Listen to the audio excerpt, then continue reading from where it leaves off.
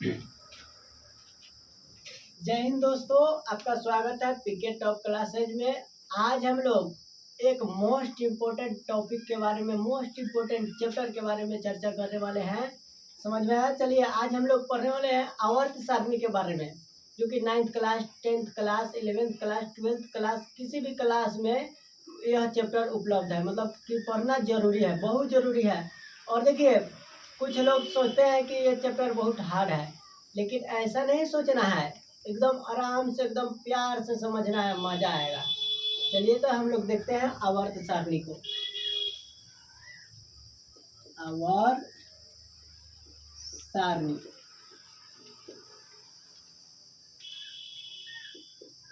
आज के नया टॉपिक यानी कि नए चैप्टर के नाम क्या है? आवर्त सारणी है।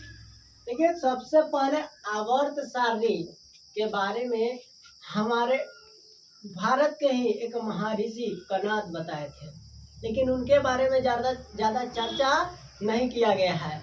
तो हम लोग यहाँ से देखते हैं कि सबसे पहले कौन? तो महर्षि कणाद, लेकिन इनके बारे में कोई चर्चा नहीं है। तो सबसे पहले इनके छुड़ा के सबसे पहले बताए थे इसके बारे में एंटोनी लेवोजियर। एंटोनी लेवोजियर बताए थे कि आवर्त सारणी में हम लोग दो भाग में बांटेंगे आवर्त सारणी को। एक भाग में धातु को रखेंगे और एक भाग में अधातु को रखेंगे। बेचारे धातु के बारे में बताया, बेचारे इसलिए कर रहे हैं कि आगे चल के इनका नियम गलत हो जाता है। धातु के इस तरह से बताया कि धातुएं चमकीली होती है, धातुएं चमकती है, उसे धातु कहते हैं। तो जितना चमक रहा है सबके धातु वाला में डालिए, और जो नहीं चमकेगा वो अधातु। तो सबको किसमें? अधातु वाला में। बेचारे के एक नियम है, इसमें भी गलत हो गया। क्या हुआ कि जो चमकता है, तो आयोडीन चमकता है, तो आयोडीन के रख दिए धातु में। बड़ा समस्या है, गंभीर। हाँ, गंभीर समस्या है। बेचारे संकट में पड़ गए। ये तो अधातु है, तो धातु वाला में कैसे रखा गया? अब कहे कि धातुएं तन्य होती है। तन्य मतलब तीर के तार बनाया जाता है। कोई भी धातु को तीर के तार बनाया जाता है, उसे तन्य कहते हैं। का लकड़ी को बना सकते हैं तार तीर कर? ईटा को बना सकते हैं? नहीं, ये सब अधातु है। और आप कहेंगे कि कार्बन, कार्बन और उसके बाद ग्रेफाइट, ये सब चूर चूर हो जाएंगे, तिरने पर टूट जाएंगे। अब आगे बताएं कि धातुएं अघात वर्धनीय होती है। अघात वर्धनीय का मतलब कि अगर धातु के पीटा जाए, उसको चोटिल किया जाए, तो वह चादर बन जाता है। क्या बन जाता है? चादर। चादर के नाम सुने हैं? अच्छा, एक बात बताइए, सबसे ज्यादा कौन सा धातु तन्य होता है? तन्य सबसे ज्यादा कौन होता है? आप पढ़े होंगे, कुछ कहीं ना कहीं पढ़े होंगे। तो बताइए कि सबसे ज्यादा कौन सा धातु तन्य होता है? तो आप कुछ ना कुछ नाम बताएंगे। चलिए देखिए, सबसे ज्यादा तन्य अगर कोई होगा तो वो होगा सोना। सोना, 1 ग्राम सोना में 2 किलोमीटर तक तार बनाया जा सकता है। देखिए कितना तन्य है, समझ में आया? और सबसे ज्यादा आघात सहता है कौन? तो सबसे ज्यादा आघात चांदी सहता है। कौन सहता है? चांदी। आप देखे होंगे अपने आसपास या फिर बाजार में हलवाई के दुकान पे मिठाई देखे होंगे कि मिठाई के ऊपर चमकता है, जो चमकदार सफेद रंग का रहता है, वो होता है किसका? तो चांदी का होता है। उस चांदी का चादर होता है, इतना पतला, इतना मुलायम होता है कि उसको सजाने के लिए मिठाई पे लगाया जाता है। सोच लीजिए कितना तन्य होता है, कितना आघात वर्धनीय होता है धातु। समझ में आया? तो चलिए, यही बताए थे कि धातुएं चमकीली होती है। कौन बताए थे? सबसे पहले लेवोजियर बताए थे। सबसे पहले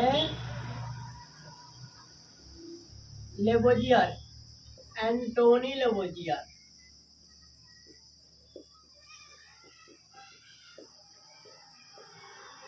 एंटोनी लेवोजियर बताए थे सबसे पहले कि धातुएं चमकीली होती है, चमकती है। बेचारे एकरे में पकड़ा गए, आयोडीन के शामिल कर लिए। आयोडीन तो अधातु है।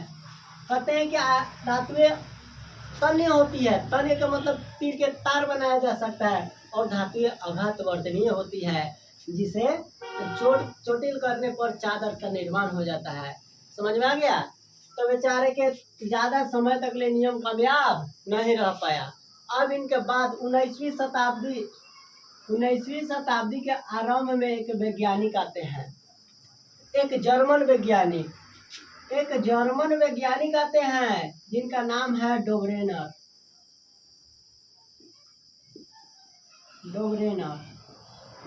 ठीक है, 19वीं शताब्दी के आरंभ में आते हैं। कब आते हैं? प्रारंभ में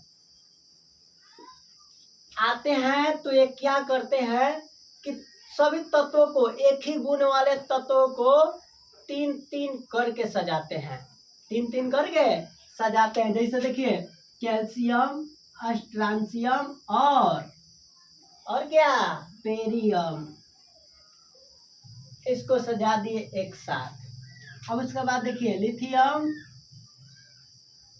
सोडियम और पोटेशियम को सजा दिए एक साथ।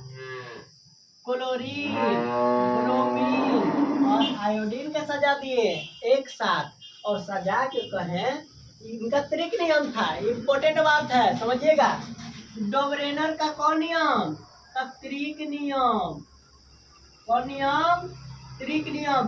त्रिक के मतलब 3, त्रिक के मतलब 3, 3 तत्व को एक साथ सजाए थे। देखिए, इसमें कितना तत्व? 3 तत्व। इसमें कितना तत्व? 3 तत्व। और इसमें कितना तत्व? 3 तत्व। तो 3-3 करके सजाए थे और बताए थे कि यदि हमने पहला के द्रव्यमान जानते हैं, दूसरा के द्रव्यमान जानते हैं, तो उसका औसत निकालें। औसत मतलब कि दोनों के जोड़ के या 2 से भागा मारने पर नीचे वाला का अपने आप निकल जाएगा। दोनों के जोड़ के, ऊपर नीचे वाला के दोनों के जोड़ के और 2 से भागा मारेंगे तो नीचे वाला अपने आप आ जाएगा। ऊपर दोनों वाला के द्रव्यमान जोड़ के आपस में और 2 से भागा मारेंगे तब नीचे वाला क्या आ जाएगा। समझ में आया? लगभग में आएगा, पूरा नहीं आएगा। शायद देखिए, कभी कभी पूरा आ जाता है, इसमें पूरा आ जाएगा, लेकिन हमेशा पूरा नहीं आ पाएगा, लगभग में आता है। एक या 1.5 या 0.5 इधर उधर रहेगा। देखिए, जैसे कैल्शियम का द्रव्यमान 40 और बेरियम के द्रव्यमान 137। तो 140 137 जोड़ेंगे तो 177। दोनों के जोड़ के 2 से भाग मार दिए। अब जब हम लोग 277 के भाग मारेंगे तो 8 दूनी 16, 8 दूनी 16.5 का 88.5 आ गया। लेकिन 88.5 इसका नहीं होता है, 87.5 होता है। का लगभग में आ गया। हमने कह सकते हैं कि लगभग में है। तो यही नियम बनाए थे डोब्रेनर, अपना त्रिक नियम। जर्मन वैज्ञानिक डोब्रेनर अपना त्रिक नियम बनाए थे और कहे थे कि एक ही गुण के तत्वों को 3-3 करके अगर हम लोग सजाएंगे तो पहला और दूसरा के जोड़ के 2 से भाग मारने पर, औसत निकालने पर नीचे वाला के लगभग द्रव्यमान आ जाएगा। आपको बात समझ में आ गया? यदि बात समझ में आ रहा है तो लाइक करते रहिए, कमेंट करते रहिए। चलिए देखिए, लिथियम का होता है परमाणु द्रव्यमान 7, ठीक है। पोटेशियम का होता है परमाणु द्रव्यमान 39। तो 7 और 39 46, कोई दिक्कत? बटे 2, 46 का काटेंगे तो 23 आ गया। सोडियम के 23 होता है द्रव्यमान। यही नियम बताए थे, समझ में आ गया? तो हमको विश्वास होगा कि इसका अपने आप निकाल लीजिएगा, ठीक है। चलिए निकाल के बताइएगा कि ब्रोमीन के कितना आया। क्लोरीन के होता है 35.5, आयोडीन का होता है 127। तो बताइए ब्रोमीन के क्या होगा? ब्रोमीन के कमेंट कीजिए जल्दी से, ठीक है। अब हम लोग अगला जानेंगे। चलिए देखिए, इनके बाद अब क्या हुआ इनके नियम में कि बेचारे 20 तक ले तत्व, 20 परमाणु संख्या तक ले तत्वों के बारे में बता पाए। उसके बाद के तत्वों के बारे में बता ही नहीं पाए, क्योंकि उसके बाद के तत्व का परमाणु द्रव्यमान तनी सुन ज्यादा रहता है, तो ज्यादा नहीं बता पाए। देखिए, कहीं देखे होंगे कि आप पढ़ रहे हैं 20 तक, यहाँ ब्रोमीन है 35, आयोडीन है 53, तब जैसे ज्यादा परमाणु द्रव्यमान वाले तत्वों को नहीं बता पाए, जैसे पारा 80 सब इस सब के बारे में नहीं बता पाए, ज्यादा परमाणु भार के बारे में नहीं बता पाए। इनका नियम यहीं पे क्या हुआ, फ्लॉप हो गया, गलत हो गया। अब इनके बाद आते हैं वैज्ञानिक, समझना, एक वैज्ञानिक आते हैं अंग्रेज वैज्ञानिक। अंग्रेज क्या, अंग्रेज वैज्ञानिक, अंग्रेज वैज्ञानिक। अंग्रेज वैज्ञानिक आते हैं 1865-66 में, जिनका नाम है John Newlands. John Newlands, John Newlands आते हैं और अपना अष्टक नियम दे जाते हैं। कहने का मतलब है कि जॉन न्यूलैंड्स देते हैं अपना अष्टक नियम, ठीक है। कौन नियम, अष्टक नियम। अब आप सोचिएगा कि अष्टक की क्या है, अष्टक मतलब 8 को परमाणु संख्या वाले परमाणु संख्या वाले तत्वों को लगातार 8 परमाणु संख्या वाले तत्वों को एक साथ सरियाए थे और बताए थे कि पहला के जो गुण होगा, ये 8 के बाद जो 9वां तत्व आएगा उसका गुण होगा। समझ में आ गया। जैसे देखिए एग्जाम्पल में, आप समझ में नहीं किए हैं, देखिए ध्यान से, जो पहला के गुण है ना, जो पहला तत्व के गुण रहेगा वही गुण 8 के बाद जो 9वां तत्व आएगा उसका गुण मैच करेगा। ये कौन बताए थे, न्यूलैंड्स बताए थे अपने एक संगीत के आधार पर। सा रे गा मा पा धा नी सा, सात फिर से आ गया तो वही गुण इसमें दर्शाया जाता है। देखिए सा रे गा मा पा धा नी, ठीक है। सा शुरुआत में चल हुआ है और सा लास्ट में भी आ गया। कहा गया, लास्ट में भी, मतलब कि पहला तत्व का गुण और बाद वाले तत्व का गुण आपस में मिलेगा। जैसे देखिए हम उदाहरण में बताते हैं, संगीत के आधार पर नहीं समझ रहे हैं, उदाहरण के आधार पर समझ रहे हैं। जैसे देखिए हम हीलियम से स्टार्ट किए, किससे, हीलियम से। तो helium, lithium, beryllium, boron, carbon, nitrogen, oxygen, fluorine और नियोन। देखिए 1 2 3 4 5 6 7 8, 8 गो आ गया अष्टक नियम में। 1 2 3 4 5 6 7 और 8। 8 के बाद जो नवा तत्व, नया तत्व जो आएगा, जो नया तत्व आएगा उसका गुण और इसका गुण आपस में मिलेगा।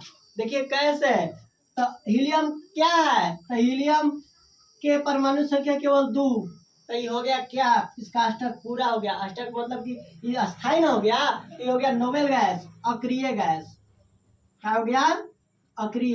हीलियम कौन गैस, अक्रिय गैस, निष्क्रिय गैस या नोबेल गैस या उत्कृष्ट गैस। अब देखिए उसके बाद जो नियोन आया, देखिए यहाँ पे नियोन, देखिए ध्यान से, नियोन, नियोन के जब हम लोग इलेक्ट्रॉनिक विन्यास तुरेंगे तो 2 और 8, इसका परमाणु संख्या होता है 10, तो 2 और 8, तो का इसका अष्टक पूरा। तो यहाँ पे हम लोग देखें इसका परमाणु संख्या 10 और 2 8 में टूटा, तब देखिए यहाँ पे अष्टक इसका पूरा हो गया। तो अष्टक पूरा हो गया तब ये भी अक्रिय गैस, नोबेल गैस या उत्कृष्ट गैस या क्या हो गया, निष्क्रिय गैस हो गया। तब बताइए ये भी निष्क्रिय, ये भी निष्क्रिय, तो का दोनों के गुण मिल गया।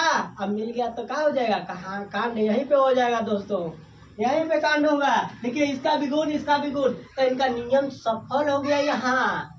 लेकिन बेचारे, बेचारे मतलब समझ लीजिएगा कि आगे चल के गलत हो गया, लेकिन बेचारे कुछ न कुछ बेचारे मिस किए, जिसके कारण इनका नियम गलत हो गया।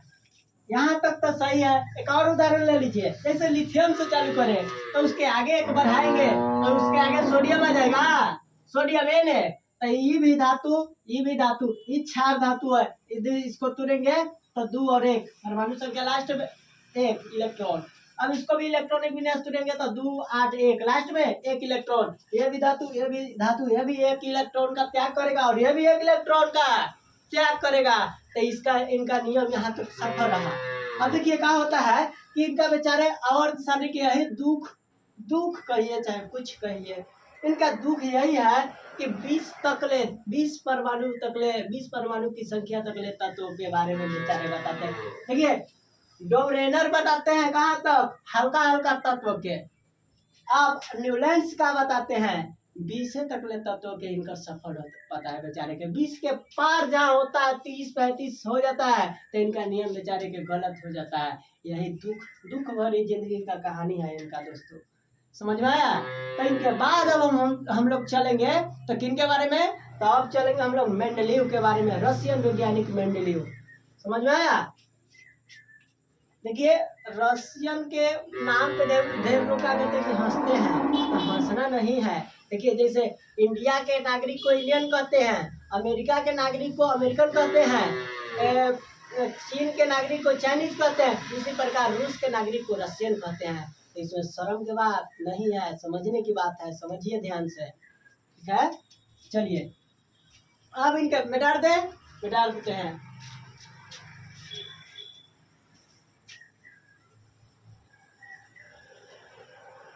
अब इनके बाद आते हैं डिमित्री मेंडलीव। कौन आते हैं, डिमित्री मेंडलीव।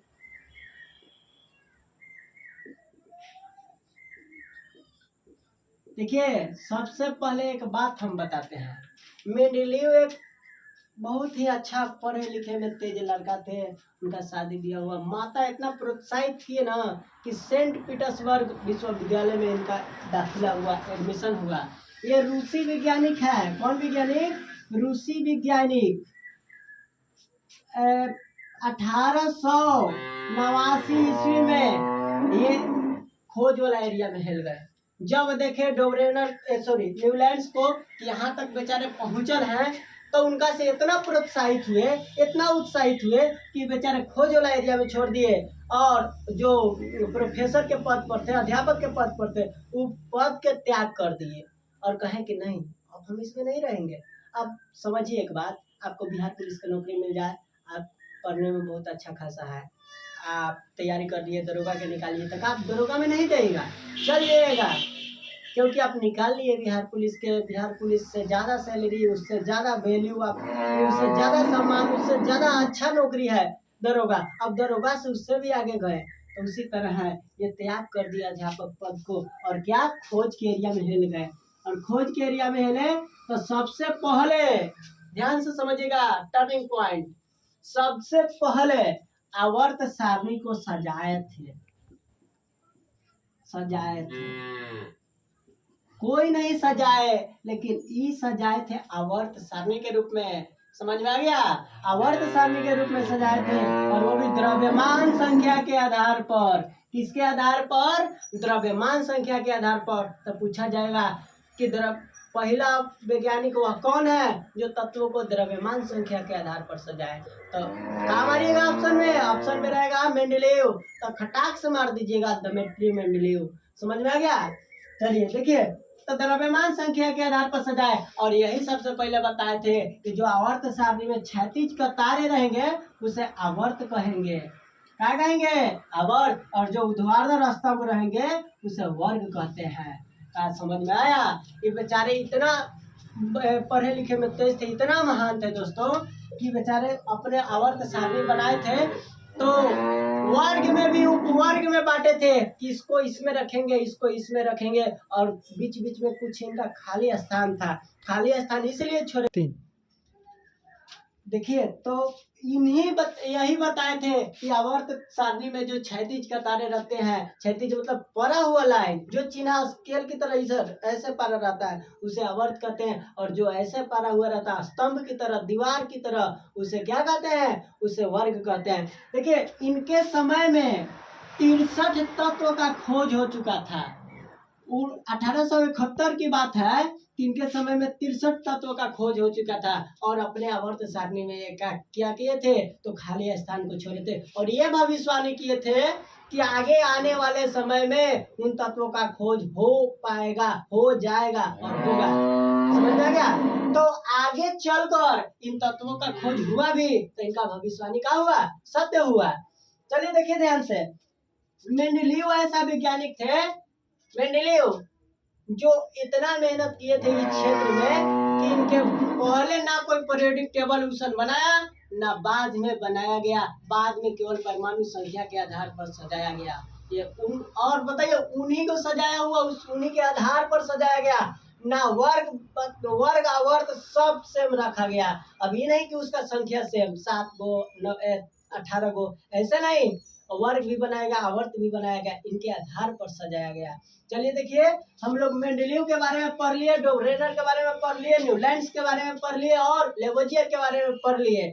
हम लोग अब आधुनिक आवर्त सारणी के बारे में कल जानेंगे। ठीक है, यदि यह सेशन आपको अच्छा लगा तो लाइक कीजिए, सब्सक्राइब कीजिए और कमेंट कीजिए, ताकि हमें हिम्मत मिलता रहे और हम इसी प्रकार के वीडियो लाते रहें। चलिए, थैंक यू दोस्तों, धन्यवाद।